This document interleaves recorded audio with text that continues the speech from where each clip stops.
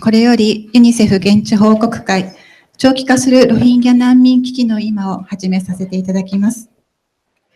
本日1人目の報告者、ユニセフバングラディッシュ事務所代表、エドワルド・ベイクベテルのご紹介をさせていただきます。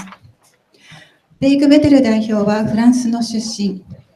さまざまな国でユニセフの人道支援に携わり、2005年に着任したインドネシアのアジェ事務所では、スマトラ沖地震津波の被災地の復興支援を指揮いたしました。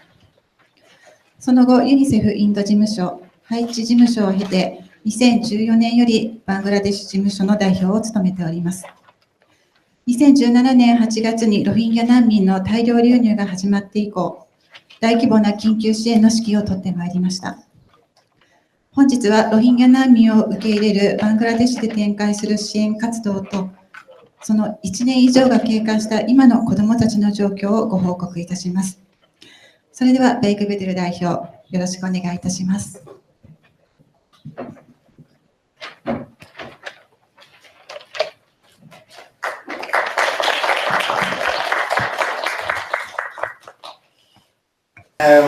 こんにちは。My name is Edouard Bekboudet, and I am the UNICEF representative in Bangladesh since now a bit more than 4 years, since December 2014.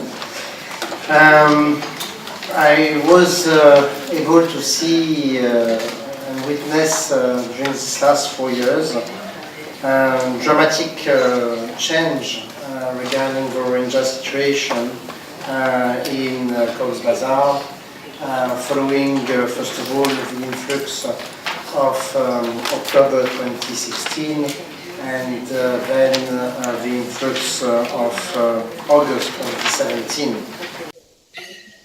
I was able to participate with many other organizations to the emergency response.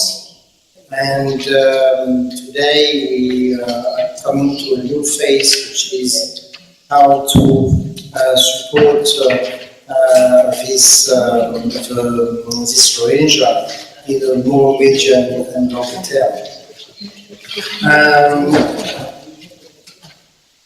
If I start my presentation, I would like before that to thank you, all of you.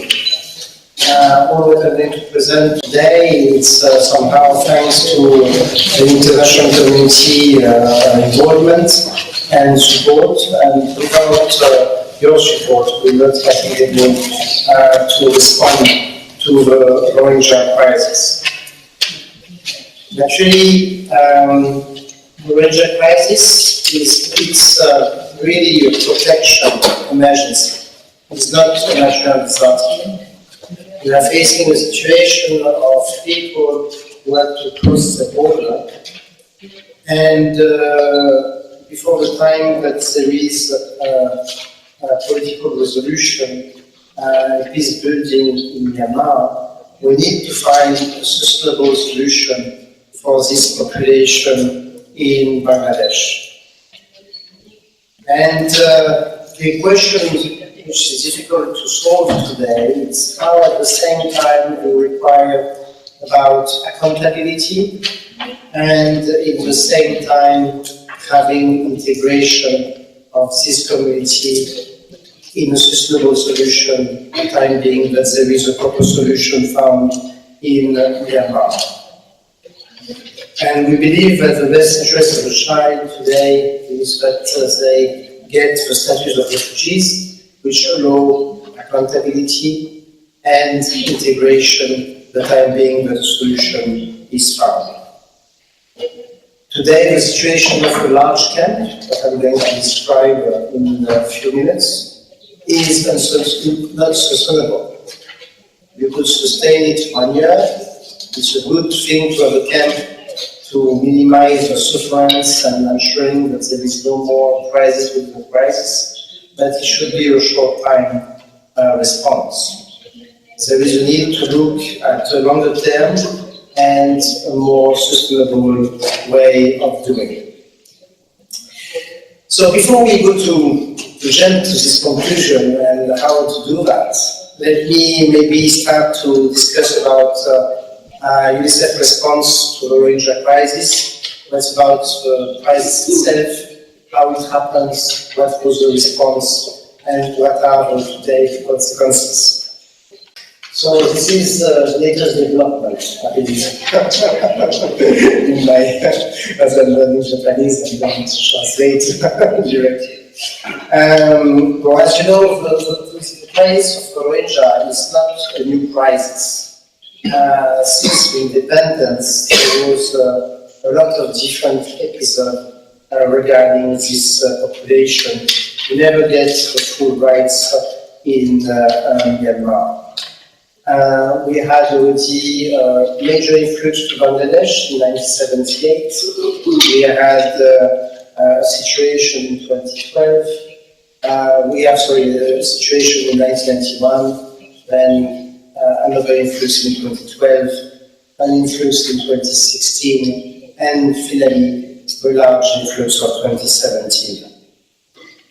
And since August 2017, about 730,000 Rohingya have arrived in Bangladesh. And you have to imagine a population with over 50% of children, which represent a total of 400,000 children.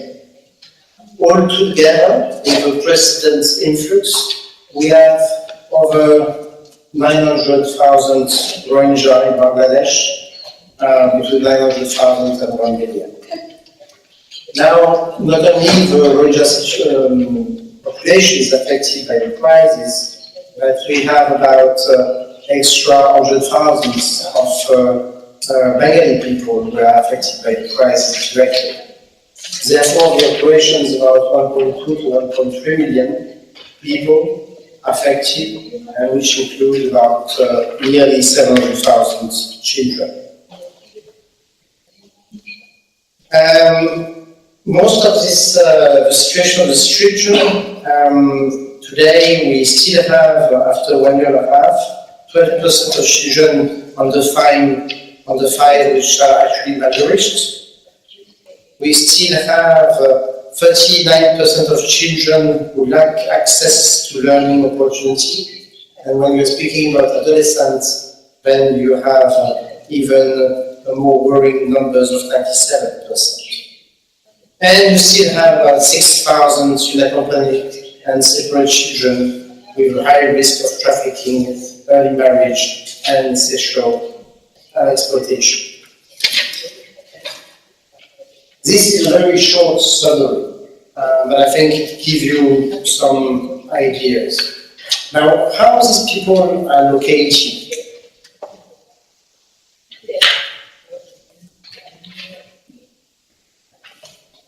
These people are located in 34 extremely congested camps, but there is one which is the majority, and his name is Kutapalong Bengali Expansion Site, which hosts about 600,000 refugees itself. It's more or less the size of Washington. I don't know to make a comparison with the city in Japan, but this is more or less what we had to face in mid-2017. It was when these people came so fast, how to deal with such large numbers of people in a very narrow, congested location. To give an example, this population is located in 2 districts of Cox's Bazar, sub-district of Cox's Bazar, one called Ukia and Teknaf, and the population of these 2 sub-districts have tripled. And this has as well stabilized quite a lot of the situation within the district itself. As you could imagine, by having so much population, any district level infrastructure or health services or water supply have been strained and were not able to respond. And really, I mean, when we're speaking of camps, you could as well imagine a slum. In the sense that I think today the largest camp in the world. It was even during the Rwanda refugee crisis, large camp was about 500,000 people in Angola, in Tanzania. But the camps of Goma were smaller. It was 4 camps of 200 to 400,000 people. And here in one camp, we have a total of 626 refugees. Naturally, these camps are quite vulnerable to cyclone and monsoons, and as you know, the Bengal Bay is hosting cyclone during the season. Now, what is the urgent and emerging issues? As I say, during all this time, we were able to avoid an emergency in the emergency. I will speak later all the different actions that we have done, but after, if you will remember, in Haiti, there was the emergency, the earthquake, and then 1 year later, there was an outbreak of cholera. Or in 1994, for the ones who are old enough like me to remember, there was the crisis and the refugee situation in Goma, and then a few weeks later, there was the outbreak of cholera. We were able to avoid that, to have a sudden crisis, because the crisis in the region. However, having all these refugees in few camps, we have a huge refugee population which remains fully reliant on aid. If tomorrow World Food Programme stops to provide food, there is no more food in the camp. If tomorrow UNICEF and other partners stop to support the vaccination, the new outbreak situation may come, not only for the children, refugee children, but as well for the Bengali population. There is still a risk of outbreaks if we could not continue the support, especially during the monsoon season. There is actually increasing use of negative coping mechanisms. Like I said, it's like a big slum. So you will have all the pattern that you could find in a slum in South Asia. Violence, child labor, forced marriage, trafficking, and as children do not have any rights or any status, you could imagine what does it mean. You have specifically some population who are very difficult to reach, adolescent girls and children with disabilities, because of the access, because of the violence around them in the camp. You have as well rising tension and incident of violence between the Rohingya within the camp, but as well with the host communities and social cohesion issues. And then you have a lot of extra tension, which are linked to the uncertainty of these people regarding possibility for them to be moved in an island called Bashan or about repatriation, unwilling repatriation in Myanmar. What we have to understand is that I call these people refugees, but actually they do not have the status of refugees. So they were in Myanmar without being stateless for most of them, and they become refugees, but without having the status of refugees, and therefore not having most of the rights which are required. And we come back to some of these issues because these issues are really the cause and the consequence of the response. But let me first provide with some ideas of the kind of work that we have to face and how UNICEF is responding to urgent and emerging issues.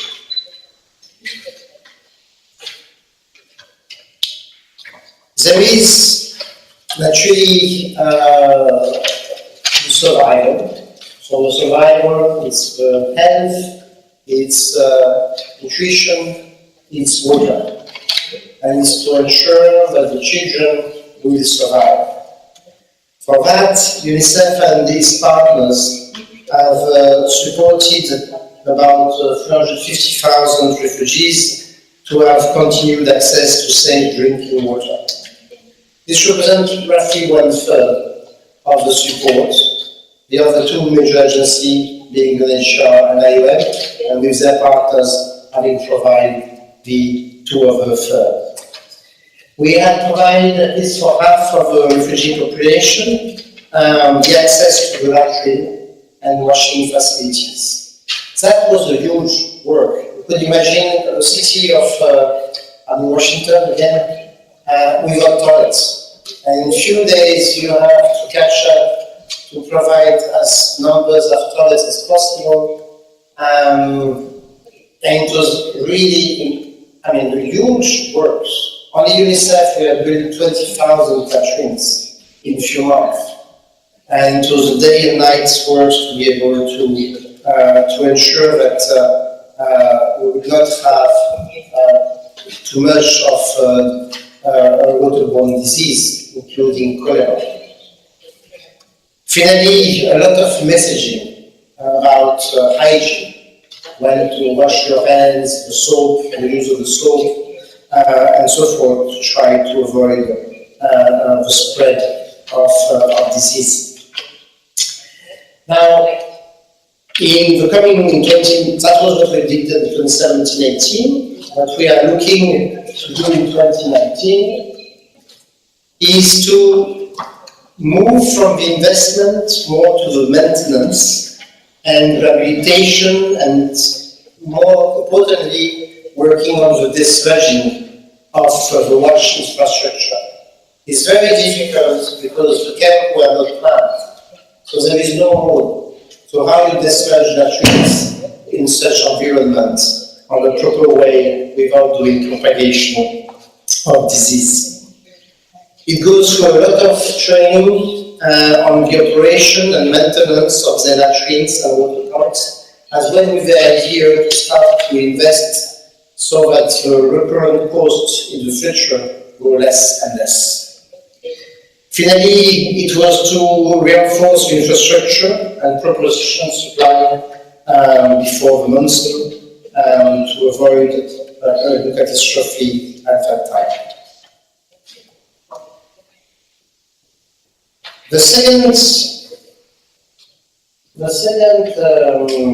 area that I would like to discuss, I'm shifting first to the health, sorry.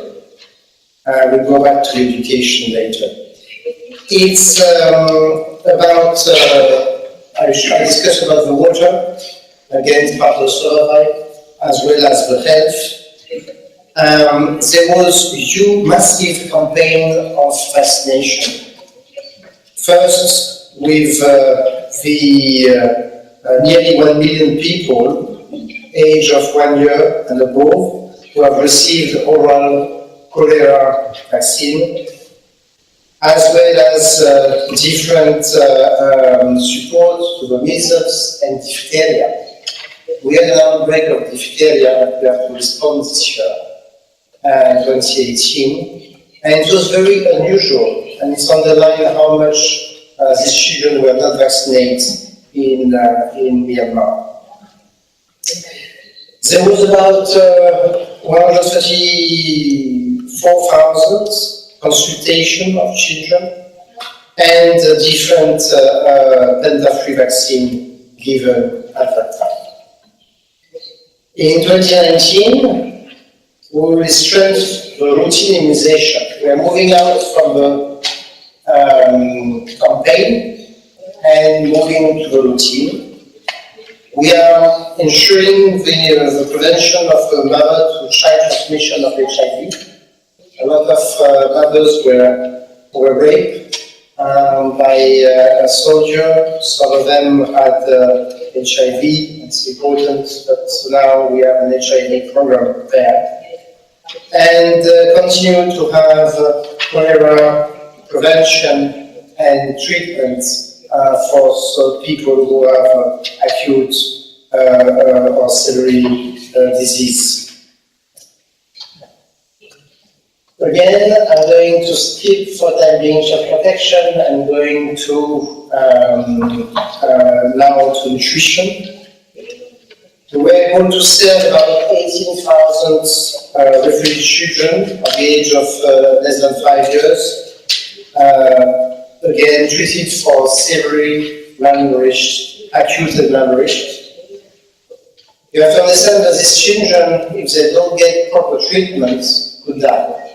So here we are really in the safe saving mode, and we have provided counseling to the mother, as well as providing different types of vitamins. In 2019, as we are moving more to maintenance, we need to scale up nutrition education and services and meet the needs of the adolescent girls.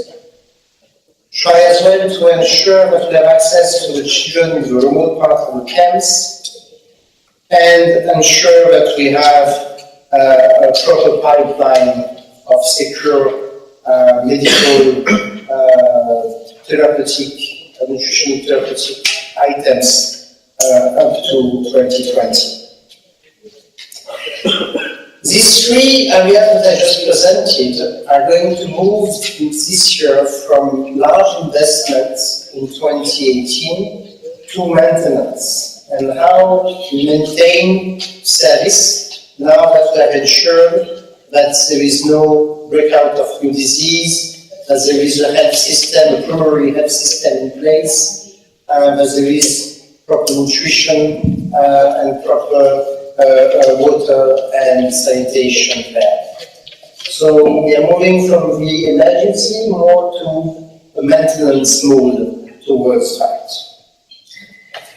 Now I didn't discuss about education and protection, because in 2019 this is about hope. You need to survive, but you need to ensure that you are not losing a generation.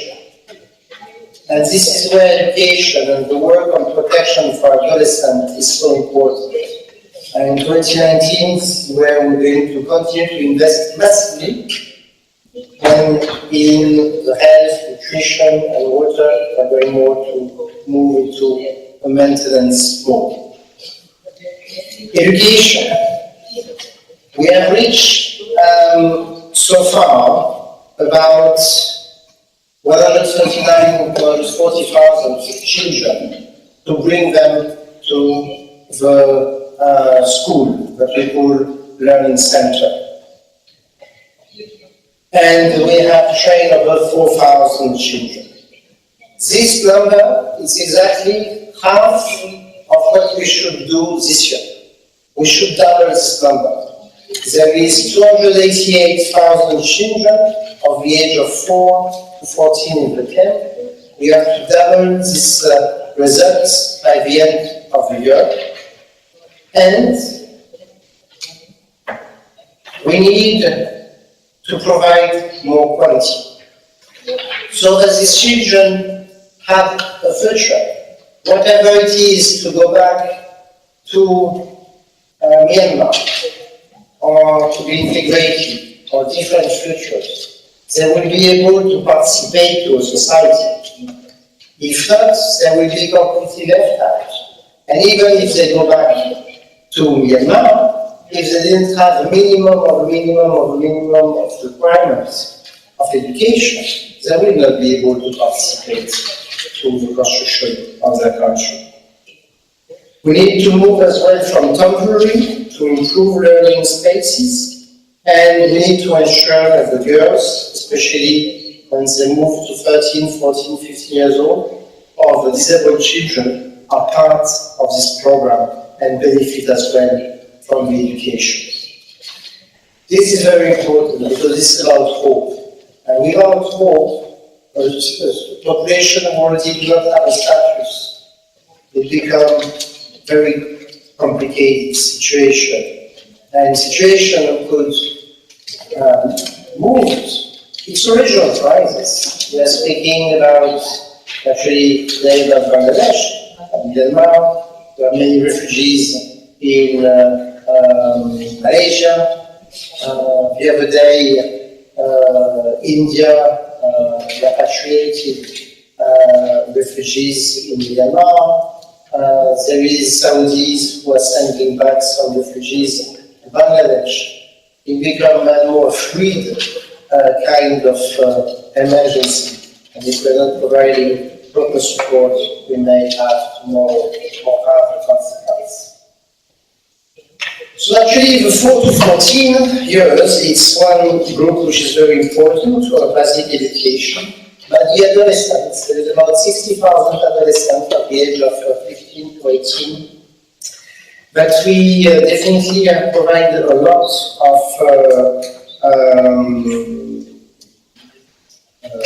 life skills training and different other services. So far, we have provided 256,000 tribal children psychosocial support services.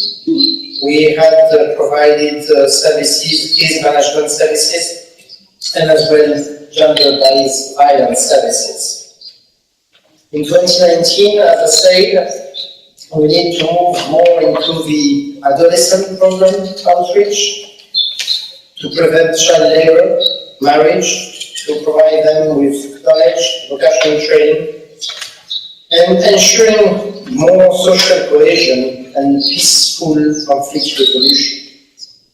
This is a critical period of our life, the adolescence. And if we are not able to provide positive messaging, we may let them be taken by others. We need as well to ensure that all survivors of GBV can access the service they require and to have a proper referral system that we don't have for the time being. So all this is very how we do that, apart actually the direct service, is as well by providing to the refugees information about how to engage in health, engage in education, engage in against trafficking, and about their rights and the accountability mechanism within the camp. And more and more we engage about the adolescents to provide, to ensure that they participate to the life of the camp and they participate to their society. We are now moving next year to have this information and feedback center open also to the host community, and as well to getting more information flow within the refugee, especially about all these potential ideas of relocation, about the island of Bashar and so forth, so that people get the information and be able to engage in their own decision. Finally, is to get as well more information about ensuring that families knows how to protect themselves against harsh weather and disease. Very quickly, I'm going to provide you as well with the support that we are providing with the host communities. As I say, these refugees are not living in isolation. The program is there within a district, within 2 sub-districts.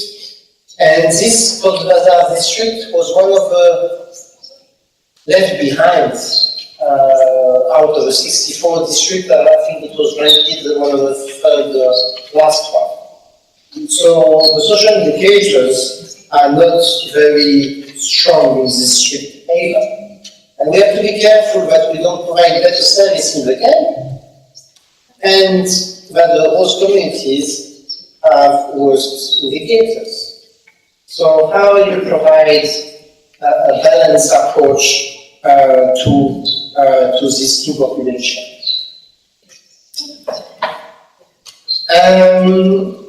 So for that, UNICEF, we have a clear strategy in our appeal, which is first to do social cohesion and confidence building in the immediately affected sub-districts of Upia and Tekaf. So here to invest, as we're investing for refugees, that there is an investment through the government or through local NGOs to the society and those communities. Second is to do better support, more support to the system strengthening and accelerate program implementation across Cox's Bazar. We always say, oh, if we could do that in one district, we could maybe request the government to replicate it in other districts.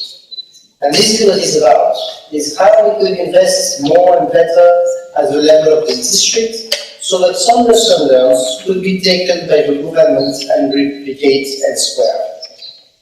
I take the example this year we did a Nutritional Week campaign in the camp,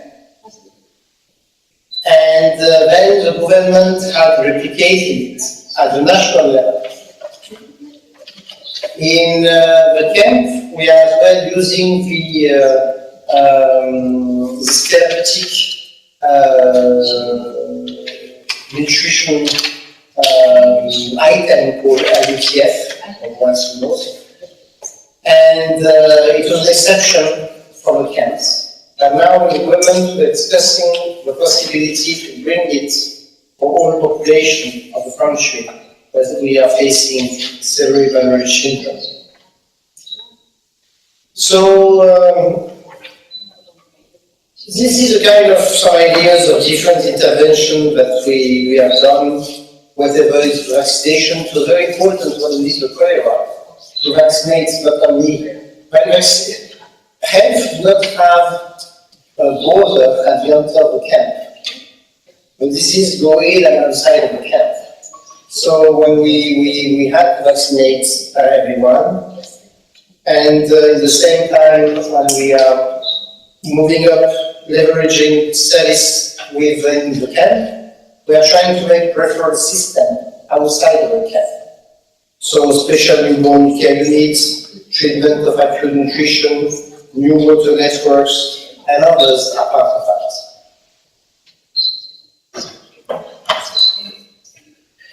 Now, what is our problem? The first problem is, as usual, after 1 year, 1.5 years of responding to an emergency, you need to sit and look at the gaps, especially in terms of quality, that you have made create during the fast response. This is where we need definitely on the health, nutrition, water sanitation to map the services. Sometimes there is too much NGO on one side of the camp, not enough on the other side of the camp. There is not enough quality in some areas and so forth. So we need to better plan this in the coming month. Secondly, we need to get clarity from the government of Bangladesh, because the government of Bangladesh is still looking at the short return. Therefore, so far, we are not very keen to let us having long, durable solution. And more we are delaying some durable solution in terms of water infrastructure, sanitation, and others, more is going to be complicated in the future. Thirdly, the extreme congestion. If we are today 100 in this room, we have a very pleasant meeting. If we are 300, it's more complicated. It is exactly the situation in the camp.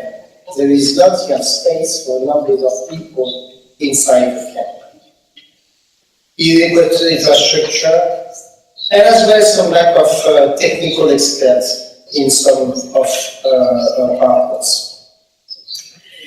And it's important because especially the question about the durable solution. How long could we sustain an unsustainable situation? And this is something that we really need. Earlier we had this conversation with the government of Bangladesh better it is. The strategy for 2019 is about life saving to continue, because if we stop water, a few days later there will be an issue of water, which will be translated in the nutrition. If we stop to dislodge latrines, there will be a problem of waterborne disease and so forth. We need to look at more what we call the compact, that to have more use of the national service delivery and strengthen the social cohesion between the host communities and the refugees, to avoid to have additional tension there.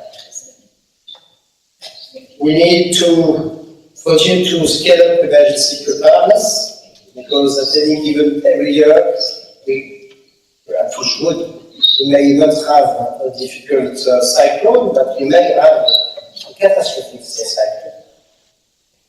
And finally, we need to invest largely in education.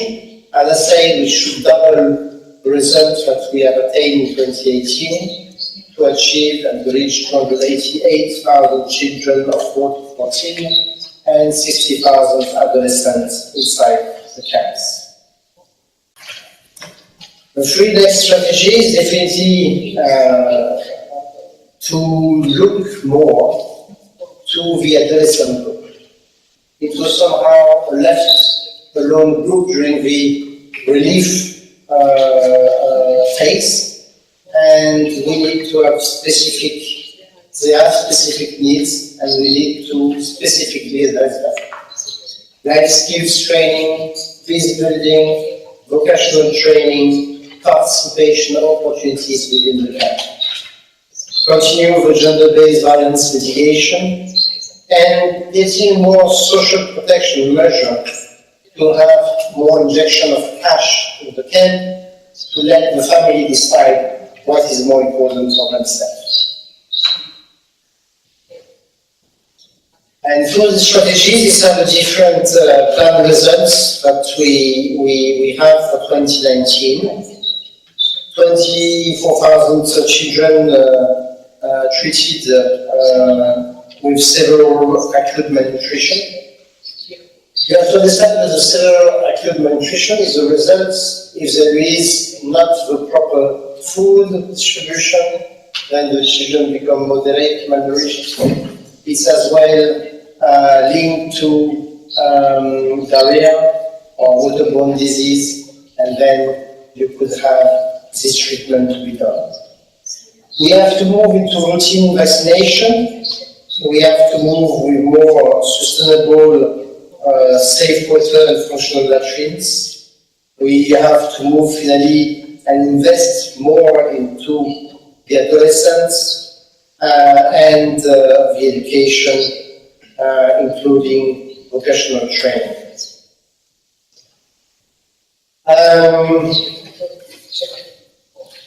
These are the different partners with whom coordination, with whom we are working.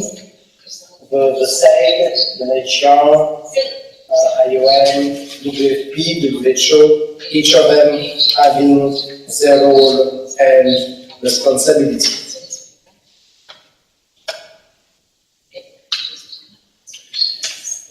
This is what is the requirement from UNICEF. As I have said, you will notice that in 2019, most of our investment will go to education and child protection and adolescent. If you had seen the appeal of last year, it was exactly the opposite. Most of the investment was on health, nutrition, and water. So it's moving from, let's say, maintenance for survival with quality, and investing in education and protection to invest for the future. Just as to give you an idea, 152 million is more or less 50% of the overall needs for the camp. We just finalized the appeal for the Rohingya crisis with all the UN family. It's about $1 billion. And this is maybe my conclusion, in the sense that how you make sustainable such operation, costly operation. And this is the first 2-3 years, we may get the support of the international community. But there is a need to look as well at long-term, sustainable solution. And this goes for, on one way, accountability and ensuring the rights for the people to go back to their country, and at the same time integrating them to Bangladesh, the time being that there is a proper solution. And we believe that the refugee status is the best way to bring accountability, return, with integration, coherence. So this is something that we will continue to make a plea. Tomorrow I'm meeting with MOFA, we're meeting with different capitals to see how we could continue to encourage the government of Bangladesh to see a more longer-term solution by providing them the status of refugees. Just to be clear, if you have a status of refugees, you have the right of movement, you have the right of working, you have the right to go to the school, you have all the rights. So you don't need anymore to invest, or you need to invest differently such amount of money, but more through the regular system of the country. And we are in this transition, where on one hand, we need to sustain what is not sustainable, and at the same time, we need to look at solutions for the medium term. So let me take this opportunity to thank you all, because this would not be possible without your support, especially the National Committee of Japan was very supportive. We had, and it came from the individuals, which means a lot. We have done different campaigns, and this had enabled UNICEF to contribute to the support of this children. But actually today it's very important, because if we don't take the right decision, it's going to be more difficult tomorrow. And we need your support in different countries, not only financial, but as well to not to let the Rohingya children be forgotten. I think that this is one of the reasons of me being here today in this show. And I think we have a short video, and then Maxine is going to present what we are able to, the work we were able to do with the support of the National Committee of Japan. Thank you. Thank you very much.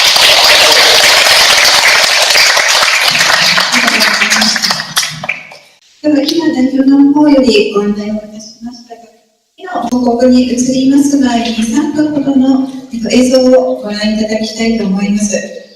現地の人々を巻き込んだ支援活動の一端をご覧いただければと思います。I go Rohingya model mother. I Rohingya Imam. I go Rohingya youth volunteer. I go Rohingya Mazi.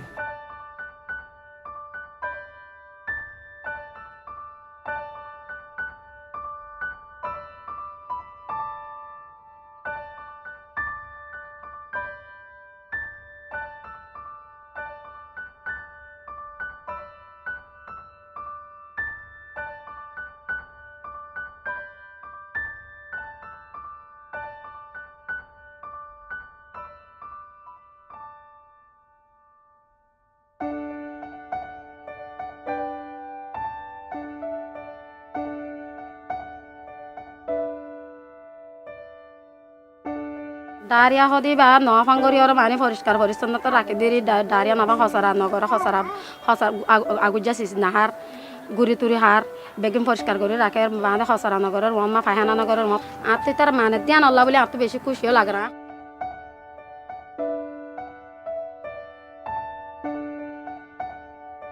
খুদবার ফরজা দিবা বয়ানর ফরাই কি হই দে দিবা অনারারে UNICEF তরফত আইর দিবা কাকুসি মারে দিবা ঠেকা মারে ইবাম মাঝে বাস কিছু মানুষ কি হদে কি মানুষ উড়ে বাদিকে উড়ে রিক্ষা উড়ে ই নয় শরীয়ত মাঝে না এনলে উজ না পারে হনদিন এনলে উজ না পারে ক্যাম্পর মানুষ আরাম ভাই বলা বলি রে বালা ভাই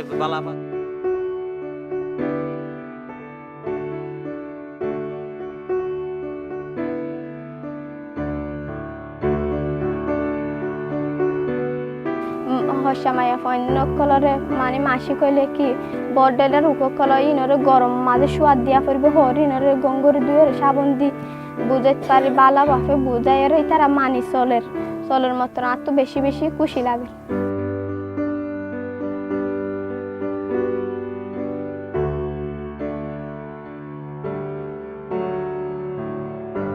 বুড়া বাচ্চা দেবো কোনো দেখ ঘরে 2 জন 3 জন 4 জন আছে কে ভিতরে তো আর তো দূরে তাকি দিয়া ও নিরাপত্তা মানি করা আছে ধর গজ দবজ করা আছে কিন্তু লাগে দবজ কর বলে আর তো বালা বি জীবি আমাদের মানে হাইদর কাটি লইরে মানে কানারে এই লইরে কি করা আর তো পলটি মানি রে বিড়ি বুতুর গলা বলে করা বলে নিজের কারে রাখিলে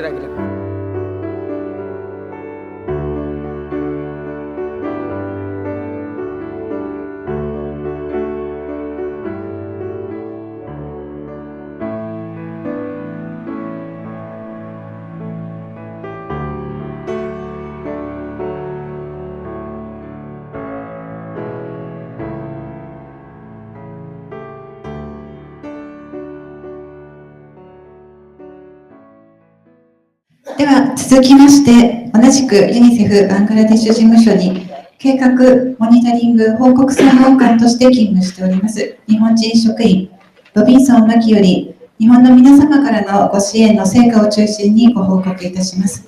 ロビンソンさんお願いいたします。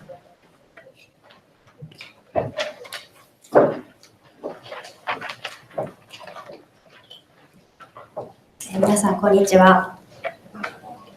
先ほどご紹介いただきましたユニセフバングラデシュ事務所で勤務しておりますロビンソン・マキと申します。名字はカタカナなんですが生粋の日本人ですので日本語でプレゼンテーションさせていただきます。ロヒンギャ難民危機に対する日本の民間支援という内容に入る前に先ほどのビデオの説明を少しさせていただきたいと思います。代表のエドワルドが述べたようにユニセフの主な活動として5本柱があります。保健、そして栄養、水と衛生、それから教育、そして子どもの保護。この5本柱を横断的にサポートする形で C4D、コミュニケーション for Development ですね、開発コミュニケーションという分野があります。先ほどのビデオはそのアングルから私たちの活動を捉えたもので、本当に私たちのやっている活動の一部しかこちらのビデオには反映されていないんですけれども、我々がやっているこの5本柱の活動をどのようにコミュニケーションという媒体を使って効果的に人々に、難民の方々に届けるかというものにフォーカスしたビデオでした。百聞は一見にしかずではないですが、映像を見ていただくことで、少しでもロヒンギャ難民キャンプの様子が分かっていただければと思いまして、お見せした次第です。それでは本題に入らせていただきたいと思います。ロヒンギャ難民危機に対する日本の民間支援です。日本ユニセフ協会さんからのロヒンギャ難民支援という形で、日本の国民の皆様から日本ユニセフ協会さんを通じまして本当にたくさんのご支援をいただきました。まずバングラデシュでユニセフが行うロヒンギャ難民緊急支援に対しまして2017年の9月に100万米ドルの資金を受領しています。これは8月に難民が流入してきて1ヶ月足らずの時でしたので、私たちの方も資金繰りがとても苦しい状況の時でした。ですのでニューヨーク本部から資金調達ローンという形で借りたりして本当に大変な時期だったんですね。でその時にいただいたこの100万米ドルの資金というのは本当にありがたく、本当のイマージェンシーの危機だったんですね。この時には大切に使わせていただきました。この時はドナーさんの動きがまだ鈍かった時でもありました。そして2018年2月、分野横断的な緊急支援に対しまして283万米ドルのご支援をいただいています。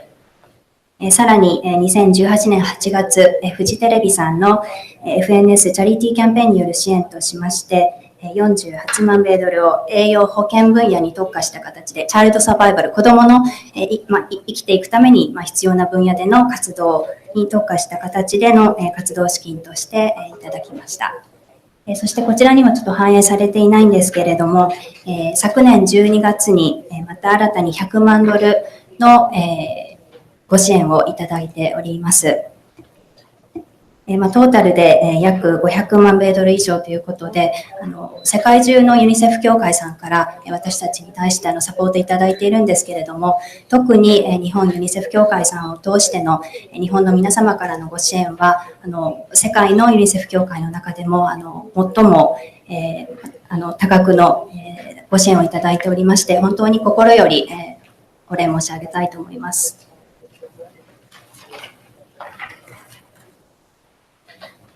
で実際にいただいた資金をどのように私たちの活動に役立てて使途使わせていただいたかということについてお話しさせていただきたいと思います。プライマリーヘルスケアとあるんですけれども、本当にプライマリー、ベーシックなヘルスケアの分野で使わせていただきました。医薬品や医療機器、備品を12カ所の保健ポスト、そして2カ所のプライマリーヘルスセンターへ提供しました。この保健ポストっていうのはなかなかイメージが湧きにくいかもしれないんですけれども、日本でいうところの保健所のような形です。本当にクオリティの整ったような施設ではなくて、掘ったて小屋のような竹とビニールシートで覆った保健ポストなんですけれども、そこでワクチンの提供をしたりだとか、あと下痢症で運ばれてくる子どもが大勢います。その子たちに ORS、経口補水液ですね。日本であればコンビニに行けばすぐ購入できるかもしれないんですが、バングラデシュでは粉ときれいな水を混ぜて、その液を子どもに投与します。そういった対応したりだとか、あと妊婦さんですね、がこの保健ポストに行きます。彼女たちの妊産婦ケアもそこで行うというのが保健ポストです。難民の方たち、医薬品をカバーできる所持金もありません。ですので、いただいた資金で全て医薬品ですとか医療機器、備品を購入いたしまして、難民の方に届けました。2017年には2万4000人の5歳児未満が治療ケアを受けまして、2018年には13万人の5歳児未満が治療ケアを受けています。先ほど申し上げた妊産婦ケアですが、同じく12カ所の保健ポストと2カ所のプライマリーヘルスセンターを支援しています。2017年には9936人の女性、そして2018年には3万7000、ごめんなさい、数字が消えているんですけれども、3万7104名の女性が少なくとも1回の妊産婦検診を受けています。日本であれば10回程度の妊産婦検診を無料で受けられるのが普通であると思うんですけれども、ロヒンギャ難民キャンプの環境では少なくとも1回の妊婦検診を受けていただくようにしています。そして2017年には1252名の母親が産後の検診を受けてまして、2018年、すみません、またエラーがあります。5505人の母親が2018年には検診を受けています。先ほど代表のエドワルドの話にもあったんですけれども、コレラのアウトブレイクがいつ起きてもおかしくない状況です。本当にコンジェスチョンというか、隣の家と隙間がないような竹とビニールで覆われた家がいくつも並んでいる感じなんですね。で、そこに大量の人が密集して住んでいます。いつどんなアウトブレイクが起きても本当におかしくない状況です。で、過去のハイチやゴマのようなアウトブレイクが起きなかったのも、本当にユニセフ協会さんを通しての資金があってのものだったと認識しております。2017年に11月17日から12月13日にかけて経口コレラのワクチンキャンペーンを実施しました。大勢の人々をカバーするキャンペーンですので、約1ヶ月ないとすべての人々を対象に接種をすることができません。このキャンペーンのおかげで1歳以上の36万人が接種することができまして、目標の 111% を達成することができました。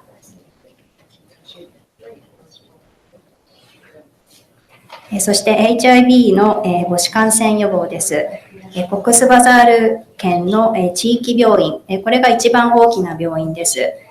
そこと浮谷郡の保健施設、浮谷とテクナフに広大なキャンプが広がっているんですが、そこの施設で2021人の妊婦に HIV カウンセリングを実施しています。なかなか HIV というその観念がないロヒンギャの人たちです。私たちも活動を始めた時には、とにかくチャイルドサバイバル、子どもたち、女性たちの命を守ろうというところにフォーカスがいっていて、HIV のそのテスト等は後回しではないですが、後からしていたようなインターベンションなんですね。ですが、この活動もユニセフ協会さんの資金のおかげでカバーすることができました。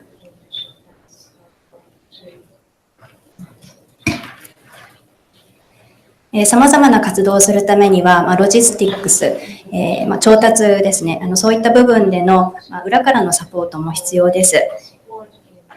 チッタゴンというのがですね、コックスバザールの隣の県になるんですけれども、そこに、広大な敷地にですね、物資倉庫があります。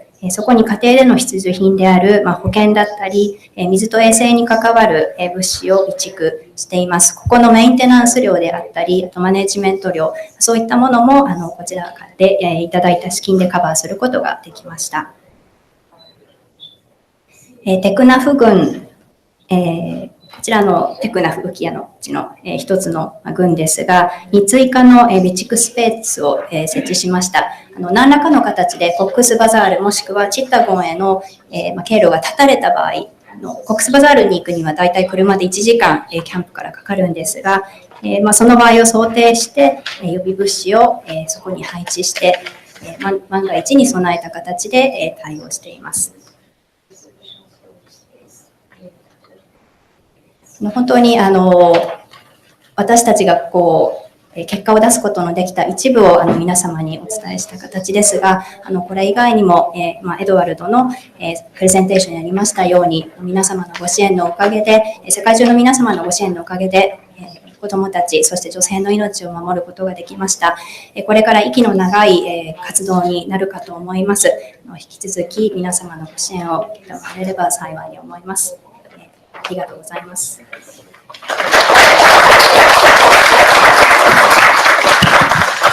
それではお時間を過ぎておりますので、これをもちまして本日の報告会を終了させていただきます。